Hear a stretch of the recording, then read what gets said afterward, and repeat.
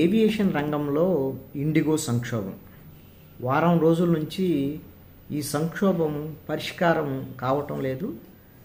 తీవ్రం రూపం దాల్చింది.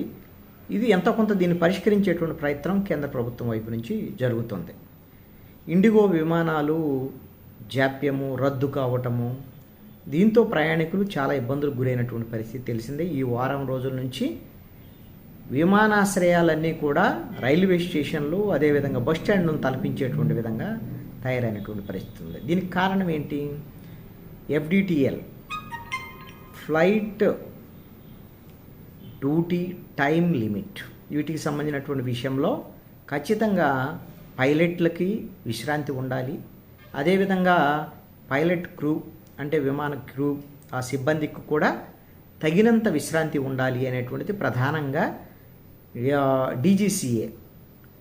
DGCA నిర్ణయించి ఈ మేరకు 2 సంవత్సరాల క్రితమే అంటే 2024 జూన్ నుంచి ఈ FDTLని అమలు చేయాలని నిర్ణయించింది. అయితే ఈ కొన్ని సంస్థలు అంత త్వరితగతిన ఇంప్లిమెంట్ చేస్తే మేము వీటిని కావాల్సినటువంటి సిబ్బందిని నియమించుకోవటం కష్టం అవుతుంది అనేటువంటి దాని మీద వాళ్ళ విజ్ఞప్తి మేరకు కొంత ఆగింది DGCA.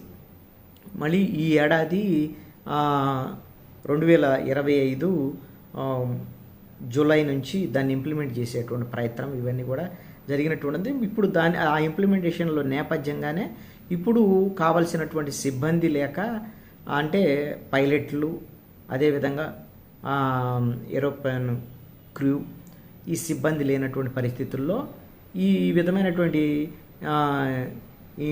ఇండిగోకి సంబంధించినటువంటి మొత్తము విమానాలు, అత్యధిక విమానాలు ఆగిపోవటం, వ్యవహారం ఇవన్నీ కూడా జరిగింది. దీంతో ప్రధానమైనటువంటి సమస్య ఇది ఆంధ్రప్రదేశ్ రాజకీయాలను కూడా కుదిపేసింది. ఎందుకు అనంటే విమానయాన శాఖ మంత్రి, కేంద్ర మంత్రి రామ్మోహన్ నాయుడు ఆంధ్రప్రదేశ్ సంబంధించినటువంటి వ్యక్తి.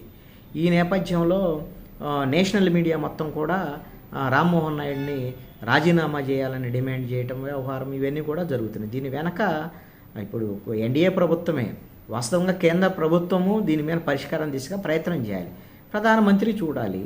అయితే విమానయాన శాఖ మంత్రి బాధ్యత కూడా ఉంటుంది. కానీ ప్రధానమంత్రిని కాపాడాలి అనేటువంటి లక్ష్యం మీద విమానయాన శాఖ మంత్రి రామ్మోహన్ నాయుడిని టార్గెట్ చేస్తున్నటువంటి పరిస్థితి ఉంది. ఈ విషయంలో రిపబ్లికన్ టీవీలో జరిగినటువంటి డిబేట్ సందర్భంగా దీపక్ రెడ్డి, తెలుగుదేశం పార్టీ అధికార ప్రతినిధి, లోకేష్ ఈ అంశాలను పర్యవేక్షిస్తున్నాడంటే దాని మీద అర్నబ్ గోస్వామి అసలు లోకేష్కి ఏం సంబంధం అనేటువంటి విధంగా మాట్లాడినటువంటి విషయాలు ఇవన్నీ కూడా తెలుసు. ఈ నేపథ్యంలో చంద్రబాబు నాయుడు ఈ అంశాల మీద మాట్లాడారు.